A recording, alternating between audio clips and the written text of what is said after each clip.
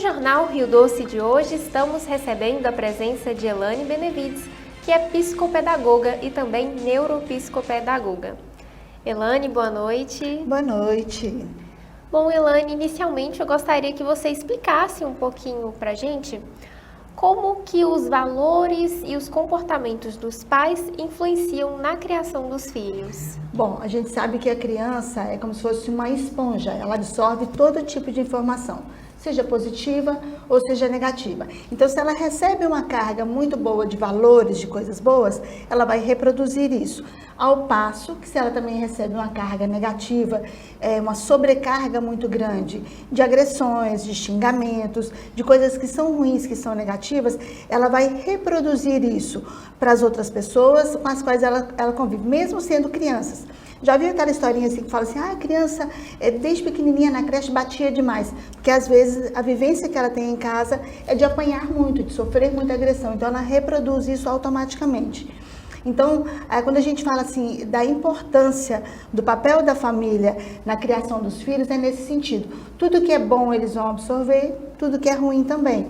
Então, se a sua família ela tem uma colocação boa, no sentido de dar um bom direcionamento, uma boa orientação, a criança vai seguir. Claro, gente, que tem excepcionalidades que ao longo do caminho pode se desvirtuar, mas uma boa maioria não.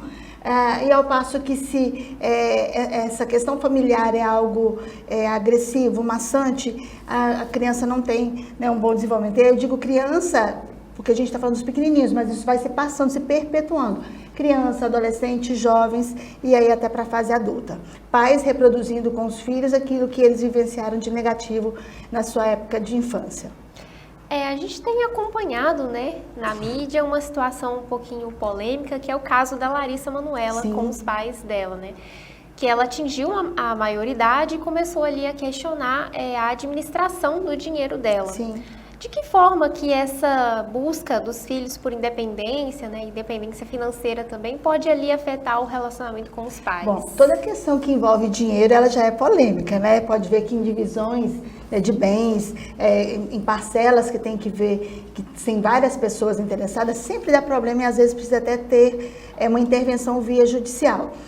Então, o dinheiro é algo complicado, porque cada um só vê, né, o seu lado. No caso específico desse da Larissa, que está bombando, e aí eu fiz até alguns posts, algumas referências com relação a isso, e aí eu sempre coloco assim, nós temos que ter o cuidado de não defender 100% os pais e não criticar 100% a Larissa. Toda situação tem os dois lados. Toda a história tem dois lados. Então, tem pontos positivos dos pais, pontos positivos da Larissa e negativos de ambos. Então, o que acontece? A criança, enquanto está pequenininho, pode questionar ou achar ruim de alguma coisa, mas ainda tem que ter aquela autoridade, o respeito, né, à autoridade dos pais. Quando vai crescendo, quando vai se tornando, né, adolescente, o que ele faz? Ele quer ser dono do próprio nariz, quer ter a independência e a autonomia. E aí, às vezes, ele não está preparado para isso, quer fazer essa ruptura de imediata. E nem todos os pais entendem isso.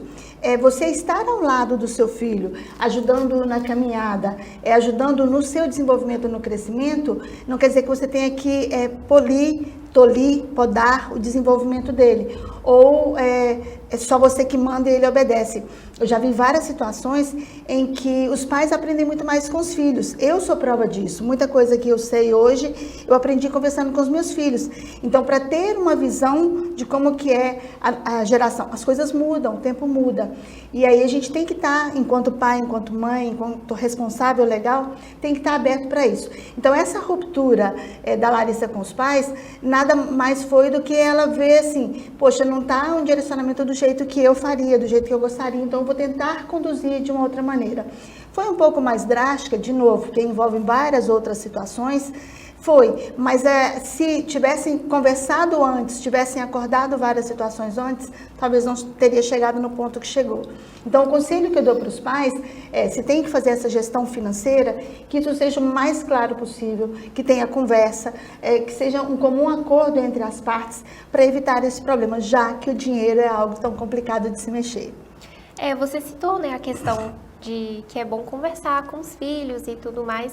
Nesse caso da Larissa, talvez um problema pode ter sido a comunicação ou a falta dela. De que forma que os pais eles podem criar esse hábito de ter uma comunicação aberta com seus filhos? Muito legal isso. Eu sempre digo assim, tem pessoas que dizem que pai, mãe não é amigo. Eu discordo totalmente. O melhor amigo, né, que o seu filho poderia ter é o pai e a mãe. Porque você tem que mostrar respeito, você tem que mostrar que está ali do lado, que está para ajudar. Se fez algo errado, você vai questionar, você vai orientar. Mas se fez algo de bom também, você vai valorizar. Então as pessoas acham que ser pai e mãe tem que ser rígido, tem que ser durão, não pode ter essa questão da amizade. Eu discordo plenamente. Quando o seu filho vê em você uma pessoa em que ele pode confiar, em que ele pode contar, conversar, metade dos problemas estarão resolvidos, porque ele deixa de contar alguma coisa para você e vai contar para as outras pessoas. Então você é sempre o último a saber, enquanto pai, enquanto mãe. Ao passo que se você tem esse diálogo, essa troca de amizade, ele vai recorrer a você e você tem a chance muito maior de ajudar, de orientá-lo naquilo que ele precisa. Então, diálogo acima de tudo, ser aberto, só que o diálogo é uma via de mão dupla. Eu falo, você fala. Tem pais que é só eles que falam e tem que prevalecer aquilo que eles acham que é correto. Aí não vai dar certo. Então, assim, saber ouvir o filho e até o filho também. Poxa, eu sou mais novo, mais imaturo, então talvez a experiência do meu pai e da minha mãe pode me ajudar. Então, é sempre uma balança e ela tem que estar equilibrada. Quando essa balança perde esse equilíbrio, aí os problemas acontecem. Certo, agora a gente vai para o intervalo, mas a gente já volta para continuar a nossa entrevista. Ok. O Jornal Rio Doce volta em instantes.